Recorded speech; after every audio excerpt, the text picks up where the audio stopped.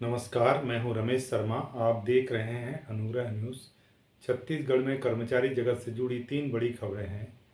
एक सबसे पहली बड़ी खबर है कि कल 22 अगस्त को कर्मचारी अधिकारी फेडरेशन के बैनर तले जो राज्य कर्मचारी हैं वो हड़ताल पर जा रहे हैं। एक दिवसीय हड़ताल होगा ये, और जिला स्तर पर ये धरना प्रदर्शन का आयोजन होगा और 11 सूत्री मांगों के लिए ज्ञापन सौंपा जाएगा। दूसरी जो बड़ी खबर है वो क्रमोन्नत वेतनमान के लिए लगभग 300 याचिकाएं छत्तीसगढ़ हाई कोर्ट में लगी हैं और उन याचिकाओं को क्लब करके सिंगल बेंच में उसकी सुनवाई हो रही है। आज जस्टिस रविंद्र कुमार अग्रवाल के बेंच में जब ये मामला आया तो 3 बजे का समय निर्धारित किया गया था। सरकारी जो एडवोकेट थे, additional advocate general Yashwant Thakur, उन्होंने ये तर्क दिया कि अभी तक सरकार की ओर से उन्होंने रिटर्न दाखिल नहीं किया है। एडिशनल एडवोकेट जनरल की बातें सुनकर जज साहब नाराज हो गए। उन्होंने कहा कि जब केस इस स्टेज में आ गया है, सारे केसेस को क्लब करके सुना जा रहा है, तब आप इस तरह की बात कर रहे हैं। एडिशनल एडवोकेट जनरल ने एक तरह से लगभग विरोध जैसी बातें कही, तो उनको ये बात पसंद नहीं आई।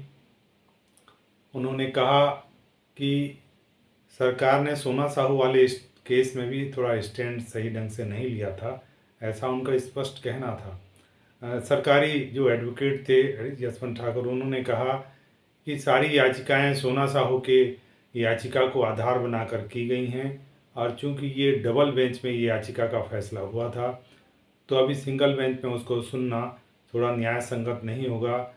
कुछ बातें विरोध में जाएंगी, कुछ सपोर्ट में जाएंगी। तो जज साहब ने कहा कि इससे क्या होता है, ऐसा इससे कोई फ़र्क पड़ने वाला नहीं है, क्योंकि सारी याचिकाएं सोना साहू के आधार पर ये लगी हुई हैं और सोना साहू के मामले में भी राज्य सरकार का जो स्टैंड था वो लगभग सही नहीं था, ऐसा जज साहब ने कहा। तो आज तो फिलहाल ये सुनवाई हो नहीं पाई, क्योंकि जो सरकार की ओर से एडिशनल एडवोकेट जनरल आए थे वो रिटर्न दाखिल उनकी ओर से हुआ नहीं है, अभी तक जवाब नहीं दिया गया है, तो सुनवाई तो संभव थी नहीं। तो इसकी सुनवाई जो है 15 सितंबर को रखी गई है, उस दिन इसकी सुनवाई होगी और इन याचिकाओं पर क्या निर्णय आएगा ये तो बाद में पता चलेगा। पर ये क्रमोन्नत वेतनमान से जुड़ी हुई याचिकाएं हैं और अगर इनका जो निर्णय है कर्मचारियों के, शिक्षकों के पक्ष में जाता है तो निश्चित रूप से सरकार के ऊपर इसका वित्तीय बोझ बढ़ेगा। सरकार के लिए भी ये एक ऐसी बात होगी कि अगर निर्णय कर्मचारियों के पक्ष में जाता है तो निश्चित रूप से एक बड़ी विषम परिस्थिति उनके सामने पैदा होगी। तीसरी जो बड़ी खबर है कि प्राचार्य टी काडर की काउंसलिंग सुचारू रूप से चल रही है। जैसा कि आशंका व्यक्त की जा रही थी कि बहुत सी याचिकाएं लग रही हैं, 11 याचिकाएं हाई कोर्ट में लग रही हैं, पर ऐसा कुछ भी कोई रुकावट जैसी बात कहीं नज़र नहीं आई। बहुत सुचारू रूप से ये काउंसलिंग चल रही है और काउंसलिंग का ये दूसरा दिन था, कल तीसरा दिन है और बचे खुचे जो व्याख्याता, शिक्षक, प्रधान पाठक इसमें शामिल नहीं हो पाएंगे, वो 23 तारीख को भी इसमें उपस्थित होंगे और टी काडर प्राचार्य पदोन्नति की जो पदस्थापना है काउंसलिंग के बाद शीघ्र हो जाएगी। फिलहाल अभी ई काडर में जो हाई कोर्ट का फैसला है 5 तारीख को जिस पर अंतिम सुनवाई हुई थी उस पर फैसला आना अभी बाकी है। लगभग 15 दिन हो गए हैं, 15-16 दिन। डबल बेंच में जो सुनवाई हुई थी वो 17 जून को उस पर फैसला सुरक्षित रखा गया था और 1 जुलाई को उसका फैसला आया था, लगभग 13-14 दिन के बाद।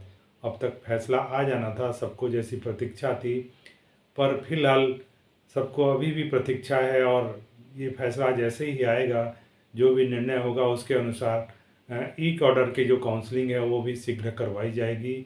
इसके संबंध में भी जो जिनकी पदोन्नति हुई है, जिन व्याख्याताओं की या प्रधान पाठक की, उनके संबंध में जानकारियां जो हैं डीपीआई को मंगाई जा चुकी हैं। वर्तमान में जो कार्यरत हैं और जो रिटायर्ड हो चुके हैं उनकी सारी जानकारियां डीपीआई को चली गई हैं।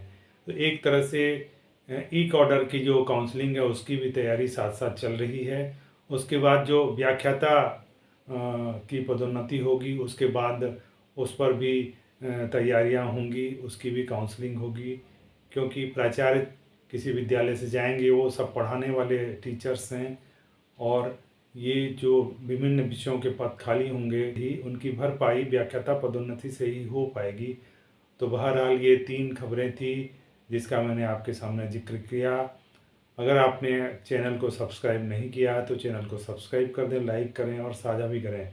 फिर किसी अगले संवाद में अगले किसी विषय पर हम आपसे मिलेंगे। धन्यवाद।